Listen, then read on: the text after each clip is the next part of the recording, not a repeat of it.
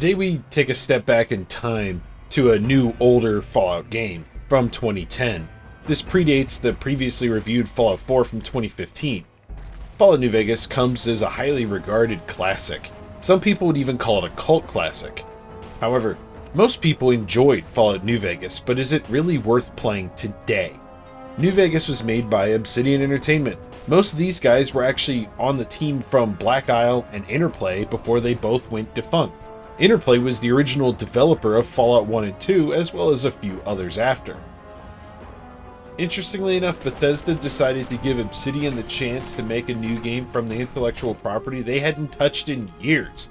They provided Obsidian with assets and the game engine from Fallout 3 that Bethesda previously made.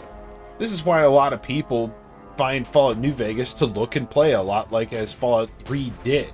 This is also because Bethesda only gave Obsidian 18 months to complete New Vegas. This is breakneck speed for game development, even with a solidly grounded foundation like they were provided. Most games take on average 5 years to make, so unfortunately, New Vegas does cut a lot of corners to get there. Starting out, there's several scores of music made for Fallout New Vegas. A lot of it is actually really good, but it's not super memorable either. For example, there's like a track that plays at Doc Mitchell's house. It's pretty good, but it's like the only place this track ever plays. They also have a very Western-themed radio station you can listen to, but just as my Fallout 4 review said, I dislike the idea of having a loud radio on your arm as you explore this extremely dangerous world. However, I am a sucker for Western music, so go figure. Weapons and like walking sound effects are all pretty stock sounding, so don't expect anything special there either. Next is graphics. There's no other way to put it. Fallout New Vegas looks really bad. Like, these textures make Skyrim look like an Unreal Engine demo. Fortunately, there are plenty of community-made mods that improve upon the textures. More on mods later. However, even with the mods, you're still going to be stuck with character models and animations that were honestly horrendous when they were new. None of that detracts from what makes Fallout New Vegas a great game though, so keep that in mind. Now moving on to gameplay and combat to be more specific. Just like Fallout 3, New Vegas is a first-person shooter game. The combat is okay overall, and it's not really that special, and it's really starting to show its age. There, however, is a mod called Project Nevada that fixes a huge chunk of what was bad about combat. The overall mechanics and weapon feedback is unchanged, so it still feels like you're shooting and not hitting, because, well, unfortunately that's locked to the game engine. However, Project Nevada makes a huge difference, and you really shouldn't play the game without it. The weapon variety in New Vegas is immense. The list of weapons tops out at 106 regular weapons and 41 unique weapon variants without any DLC add-ons at all for both of those numbers. Keeping in mind, several of the DLCs for New Vegas were specifically to add weapons to the game. For reference, Fallout 3 has 53 regular games, half, and 40 weapon variants. Now, a lot of these weapon variants in Fallout 3 are barely any different from the original, like the terrible shotgun. It looks the same, it sounds the same, it does slightly more damage. Fallout 4 has 50 base weapons, and by my count, I couldn't find it any other way, I had to count it on the wiki, 40 unique weapons. Again, the numbers for both Fallout 3 and Fallout 4 are before DLC, just like New Vegas. Weapons in New Vegas also have weapon mods, just like Fallout 4 does, albeit not nearly as many options, and some of the weapons in New Vegas have 0 options whatsoever. However, you can also use different types of ammunition in New Vegas. You can use either armor-piercing incendiary, hollow points.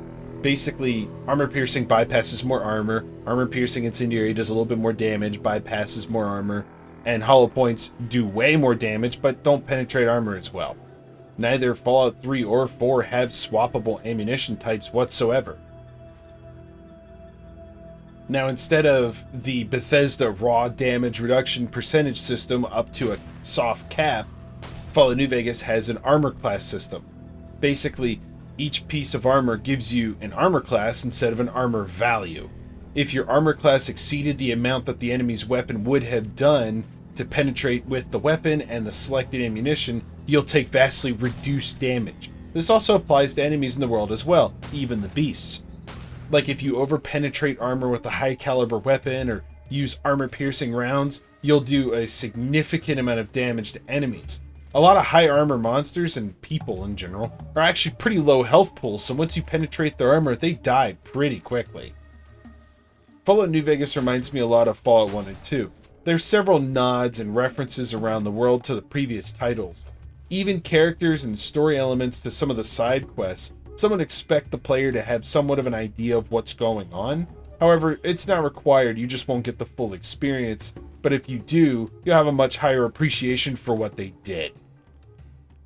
Now, perks. Fallout 3 had a lot of dead zone perks. Not in New Vegas. They basically went through and removed all the stupid, boring ones, and even returned some of the ones from previous games, and as well as came up with some of the new ones along the way. They feel a lot more impactful than, say, Fallout 3's +5 to a skill. Speaking of skills, they make a return from Fallout 3, however they're changed a little bit. If you're not familiar, basically you gain skill points every level and you can assign them to things like guns, energy weapons, barter, speech, as well as some others. New Vegas changes some with a rebalance, like they combined big guns and small guns into just guns, or they re-added outdoorsmen from 1 and 2. They also brought back traits from 1 and 2. This adds a lot more options and depth, seeing as some of these are extremely useful. However, they'll also make you worse at another thing, seeing as they're mainly trade-offs. Next is missions and quests. There's so many in Fallout New Vegas, it's like more than double what Fallout 3 had. Just look at these comparisons. It's actually kind of comical and actually embarrassing how many more quests there are to do in Fallout New Vegas than 3 and 4. New Vegas also has a ton of side quests that are not really in the open, but also most players are likely to find them. Several in Fallout 3 were buried behind bad level design, like in a mountain in the middle of nowhere. New Vegas also has a lot of quality writing in their main story as well as their side missions. The factions all have grounded motives and decent reasoning for their actions. So a lot of these quests they give you are not just basic fetch quests. Sure, some are, but overall it's not too bad. This goes well with the good dialogue and character writing, and it holds up the backstory pretty well of the characters and factions on both the main and the side quests. In previous games and 4, quests won't populate in locations until you're on the quest. Several times a locked door will just disappear once you have the actual quest and return to the area, or it'll require an NPC to press a switch on the wall that the player should have been able to. In New Vegas, none of this happens. Plenty often you'll find something in a location, keep it, only to find later someone's looking for that. And they'll try to send you there to go get that item, but you already got it, you just turn it in. 3 and 4, yeah, they don't let you do this. It really ruins the grounding of these two games. On some occasions, having prior knowledge of areas or logs and information from within those areas open up more quests or options to quests and dialogues. Like if you visit the Helios 1 system, gather some broken solar panels, you can use these same solar panels to fix the boomers' solar panels that they ask you to. Returning is the karma system as found in Fallout 3. However, Obsidian also added the original reputation system from the original games. So instead of your magical good boy, bad boy karma system and they react to you based off of that, they actually react and respond to you depending on how their faction views you. This makes way more sense, and people in real life are going to care a lot more about what personally affects them or something they have actually seen in person way more than some wives' tale from the other side of the state. Different things can raise and lower your reputation, like if you help them do a quest, or in the other way, if you murder somebody, for example, for no reason. At first, they're going to go from neutral to like/dislike, or later, they're going to love you or hate you. After a point on the negative side, they even attack you on sight. Level design is a huge step up in Fallout New Vegas when compared to Fallout 3. Gone are the days of just rocks blocking your way for no apparent reason. But the main thing that makes the level design good is the fact that New Vegas isn't afraid to kill you, giving you a real sense of progression and danger. Traps are hidden around the world, cleverly hidden even.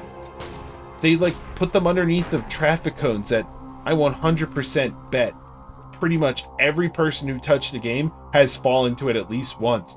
Mines under a dead body, trip wires behind a locked door. They really did try to hide them. This like always keeps the player on a pretty high alert. Unlike Bethesda, who just has an empty room with a landmine in the middle of it.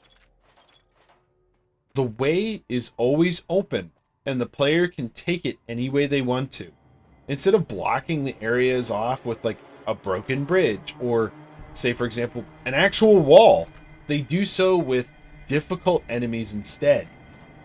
Sure, that's a red scorpion, I can handle that. I've done the red scorpion caves in Fallout 1. Oh shit, that's a giant one. I'm shooting it, it's not even taking damage. His armor is so insane, I'm dead. What's a Cazador? It looks like a stupid fly, like a bloat fly or something. I'm already dead. What the hell? But these are never impossible. You can get around them, you can kill them, you can avoid them. The way is open to you. You get to choose any direction you want to go. There is a safer way to go that pretty much everyone you talk to in the game recommends you take instead.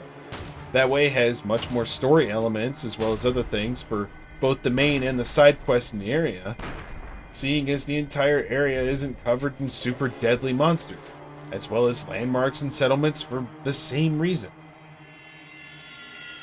A lot of landmarks in Fallout New Vegas really stand out too, like the dinosaur that's based off of the real world one, or it's holding the giant thermometer that's also based on a real world counterpart, or the huge tower of Vegas that can be seen from most of the map. A lot of these landmarks will even have quests in them, or quests will even send you there. In Fallout 3, yeah, there's a couple landmarks like Tenpenny Tower that really stick out, but a lot of these are hidden by rocks or buried in mountains, or just, you may even run straight past some of them and never find them. Like Oasis, for example, or the Violin Lady's house. These are not accessible very clearly. New Vegas has an interesting take on the player's action on how they will act unpredictably, or more like when the player decides everyone can go to hell and wastes everyone they come across. Fallout 3 and 4 both have a system in place where anyone important just is unkillable. Not New Vegas, you can blow up and kill anyone you meet except children. For example, if you waste the Legion guy who's your introduction to the entire faction that is the Legion, later on in a story element you're contacted by them no matter what your decisions made, and you're invited to a meeting, but that same courier who meets you will even mention that you killed that other guy if you did. Fallout 3 and 4, they just take a knee for a minute, and then a lot of the time they're not even hostile, even though you just shot them until they went down. The characters in New Vegas are super well written too. Even the bad guys are grounded, and their entire theme and story makes sense. Wait, you mean there isn't just a bunch of people fighting a totally pointless war over a water purification plant that just turns the water around the Jefferson Memorial clean, and they're fighting for literally no reason, seeing as they both wanted to just turn it on? It was literally the objective of both of them. Wait, you mean to tell me you don't have a super mutant who's your friend refused to activate that same machine that, once activated, emits lethal radiation because it's, quote, your destiny, even though he's immune to radiation 100%? The NCR is the main faction in the game you're going to see the most. These guys are emulating the old United States government almost exactly. With their main adversary being the Legion, these guys are using more of a Roman model. Seeing as the Roman Empire lasted an extremely long time, both of these make a lot of sense, seeing as they were successful for long periods of time. Interestingly though, none of the factions are inherently the good one. They're all varying degrees of less bad. Like, sure, the Legions, they're murderous and they kill people, they make people fight for them, but the NCR just, they take bribes from the ultra-rich ranchers and they tax everyone else until they kill themselves. Like, they're both evil, just one's a little bit less. Companions in Fallout New Vegas are quite possibly the most fleshed out of the series, with tons of dialogue options to learn their backstories. They even have entire quest lines that are pretty involved, with each one being very different from one another. Some companions will even unlock some of the best items of the game just by finishing their story as you should. Others will refuse to continue to work with you if you ally or help a faction they hate. Fallout New Vegas has unfortunately aged really poorly overall. Character models, textures, and animations, they were all pretty low quality at the time. And, we're 12 years later, so it definitely hasn't gotten any better. However, fortunately for us, mods have come to the rescue in a lot of places, meaning if you intend on playing Fallout New Vegas, you gotta do it on the PC. You really should only do it on the PC, because without mods, this game has aged worse than most. But none of this is really at fault of the developer Obsidian, but more of fault of Bethesda the publisher. They gave them a terrible foundation to start on, a terrible game engine, Gamebryo. It was considered one of the worst options at the time when it came out, and that assessment is still true to this day, and also only gave them 18 months to make this game. Again, most games are made with at least a 4-year time frame. Other things mods will include, outside of the bug fixes, textures, and graphical improvements, is just a few other things like weapons and locations you can find, or just to add two bears high-fiving as a response to the Rorschach test for Doc Mitchell. Be careful though. As you increase the amount of mods and things you install, this will also increase the demand on your computer. My 3900X is really starting to struggle with some of the late game areas. However, to date, Fallout New Vegas is one of the most modded games. For good reason. Fallout New Vegas was clearly extremely rushed out the door due to Bethesda's short time span. A lot of content was cut from New Vegas, as well as other things that just never got finished but were still released in the game. New Vegas is a great game and I enjoyed it a lot. I just really wish they would give Obsidian another crack at it and maybe give them the Unreal Engine instead or something. Bethesda, your game engine sucks. Give it up. You can't make game engines. It's terrible. Creation, Gamebryo, they suck. Use Unreal or something. Thank you for watching the video. Leave a like if you liked it, or a comment below if you have comments, questions, or maybe even suggestions for the next game to play. Maybe subscribe, as seeing as I'm doing these reviews every 2 weeks now, so plenty of things are coming out.